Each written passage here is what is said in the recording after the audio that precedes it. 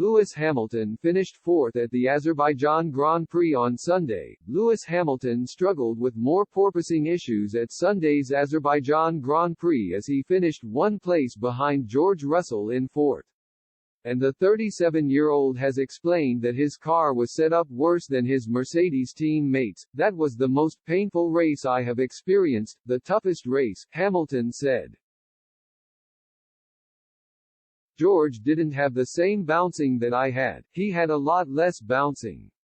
I had an experimental part on the car and a different rear suspension.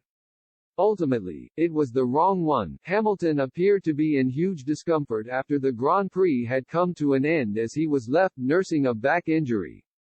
And he has claimed the bouncing issues are now a safety concern.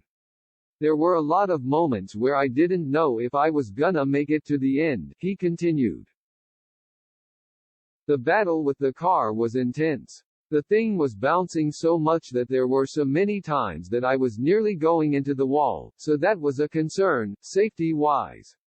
At 180 miles per hour, smashing into the wall, I don't think I've really ever had to think about that too much as a racing driver." Hamilton's performance in Baku means he remains in sixth place in the F1 Drivers' Championship standings but has fallen 37 points behind his teammate, who is in fourth position overall.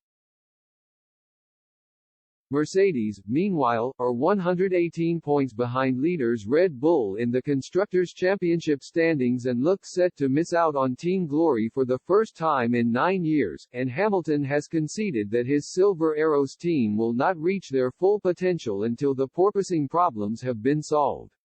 "There is so much potential in this car but we can't unlock it at all until we stop this bouncing," the Briton added. "I'd do anything to avoid having that." Following the Azerbaijan Grand Prix, there were doubts over whether Hamilton would race at this weekend's Canadian Grand Prix.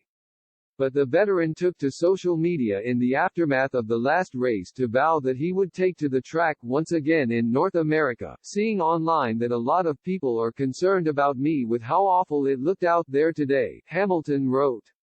"It means so much that so many of you are sending love. I'll be honest, it looks terrible and feels 100 times worse. Definitely some recovering and hard work with the team to do before Montreal to overcome this hurdle. Feeling better already, though, and motivated me to keep pushing. See you next week." If